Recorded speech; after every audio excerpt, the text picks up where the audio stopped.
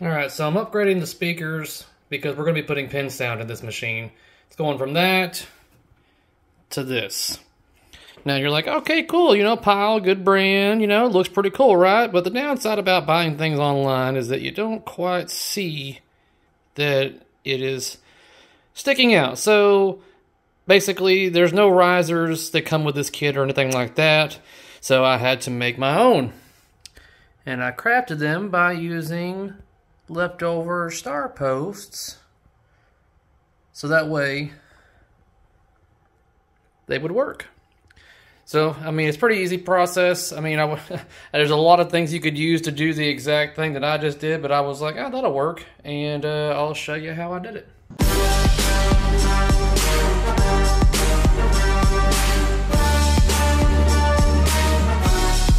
brushed out the grinder again, just like I did the Molex connectors.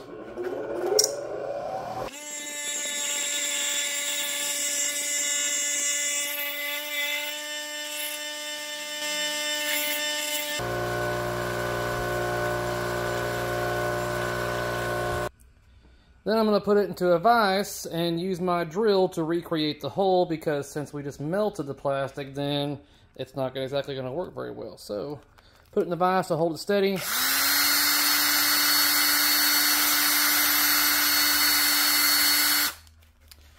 And we now have a nice standoff. There we go.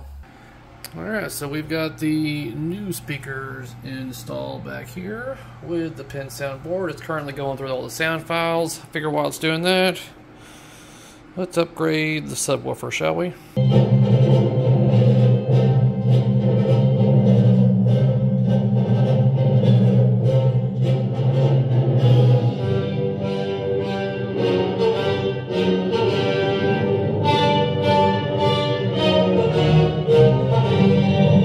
Okay, I've now gone through the game, played it plenty of times, left it on, played it some more just to make sure nothing changed after it's been on for a long time. And I had this weird issue that the culprit was this little bad boy right here was grounded to the ground. So we had a little bit of a short, but this was so corroded that it wasn't very consistent.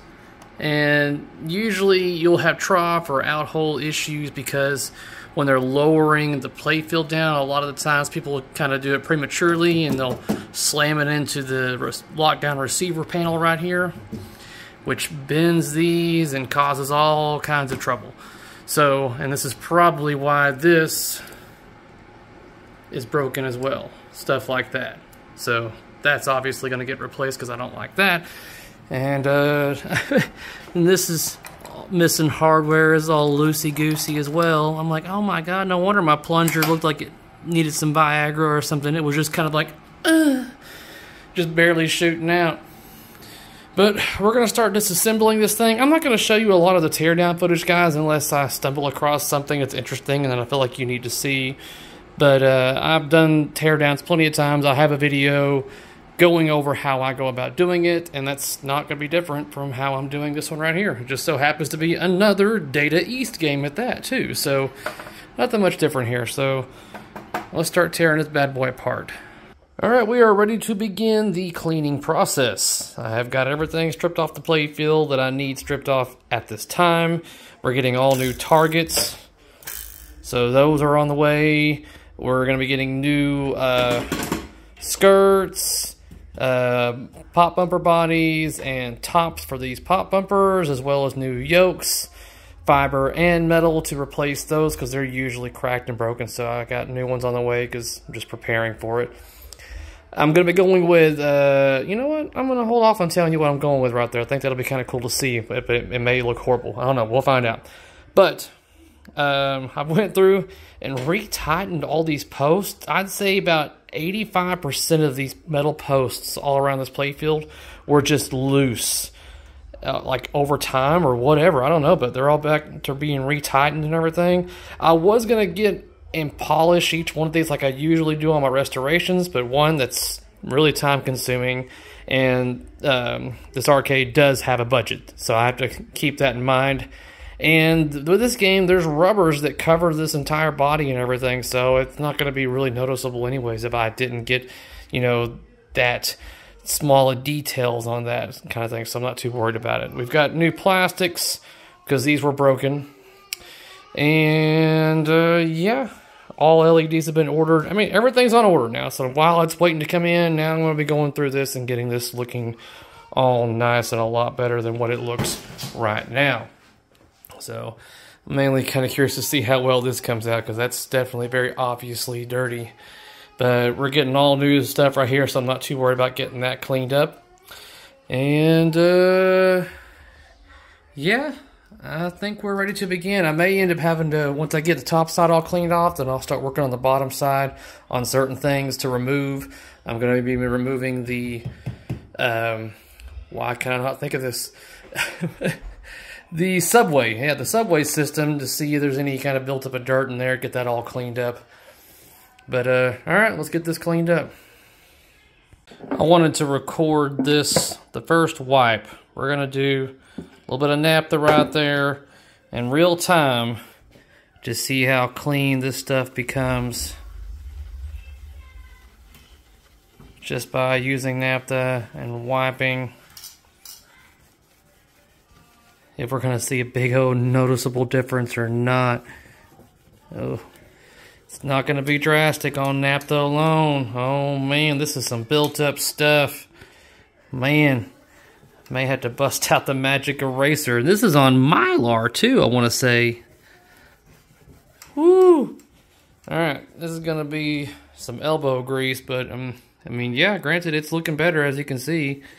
It's just that it's going to require elbow grease, but it is coming off. Yep. Busting out the magic eraser, but I'm going over lightly first just to get all the big debris up. And once all the big and heavy debris is all lifted off the playfield, then I'll start working on getting, you know, the grit and the abrasive stuff out. Here we go. Alright, round one is complete. I mean, this is just kind of going over the playfield once over, not scrubbing too hard or anything. I mean, it's already looking a lot better by getting a lot of the heavy duty stuff that was up there on top. Oh, I still got to get in these corners over here. My bad. But we'll go through all this. So I get this corner and that corner right there, and then we can start on round two. I'm going to be going straight for the magic eraser on this, guys. I've come across some stuff that is pretty stubborn, but it's gradually looking better. Now, on my typical restorations, I'll be removing everything, including all of these guide rails and polishing them on the wheel. But if I'm not going to be doing that because of time versus, you know, money and everything, then I'm going to be using this. This is what I'm using. Or Blue Magic is another one. But you can see the difference between, if I can get my camera there, between right there where it looks all nice and clean versus right there.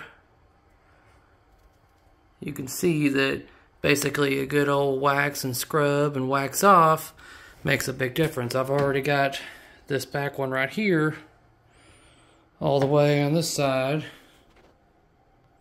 so that looks pretty shiny, as well as the shooter lane right here. And I'm just still working my way around, but that's to show you a little bit before and after of what I haven't gotten done yet. This is after, obviously, and this is what I'm about to start scrubbing on. Alright, so we've got all the rails nice and shiny and everything from what version we did, but I've got to pull these and get these all scrubbed and cleaned up, because this is going to mess up the ball over time. So these right here have got to come out. This one might clean up, but this one's pretty rugged. I don't like that, so I want to pull those out and get them all cleaned up. I'll try polishing them as they stand, but that's definitely something I'm looking at and don't like the way it looks. So I'm going over the playfield one last couple of times to make sure we can get it as clean as we possibly can before we go about, getting any kind of wax or anything like that on here. This was after going through and with the magic eraser, and there might be some remnants of the metal polish and stuff like that on here. So I went through the entire playfield with that. And then this is after that one more time with the naphtha again. Still a little bit of dirt that may be hazing across the pop bumper skirts that are still dirty, but I'm replacing those, so I'm not worried about it. So overall, I'd say this playfield is pretty darn clean, especially in comparison to what it looked like before. So let's just kind of do a over the playfield scan right here. You can see on the Star Wars portions the discoloring between where there's mylar and where there's not. So it's not dirt right there, it's just showing you where the mylar is at and showing you the differences on the red.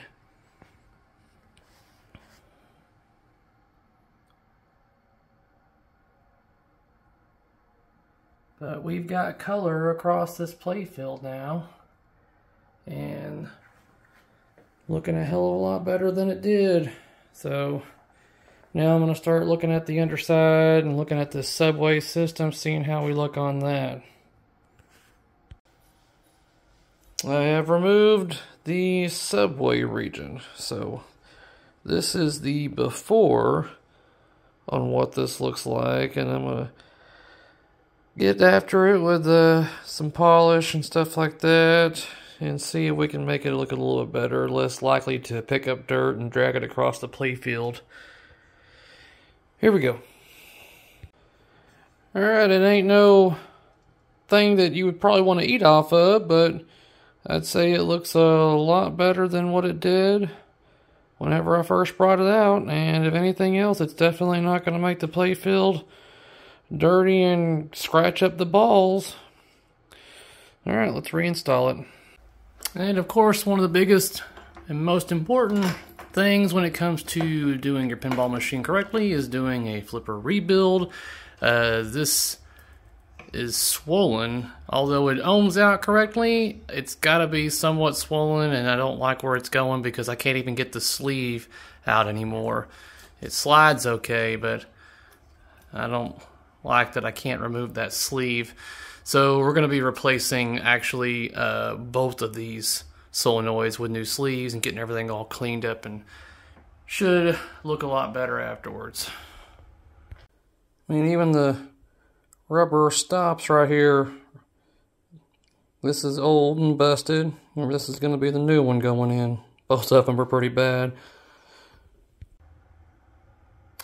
Just got to get them all wired up, but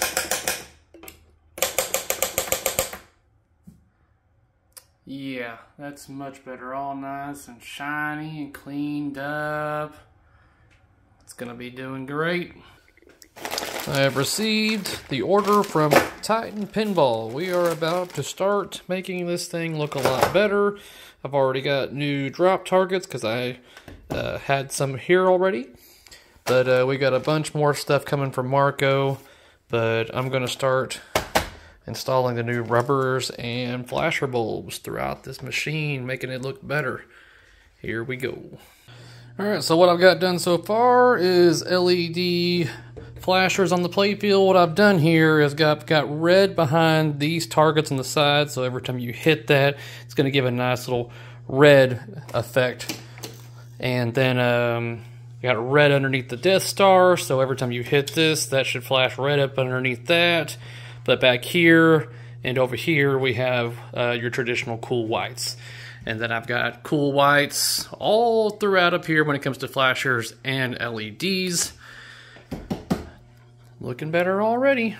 All right, we've got the top side all cool white LEDs. I'm not putting any LEDs in my pop bumpers yet because those are going to need a full rebuild. So I'm not even going to worry about putting those in.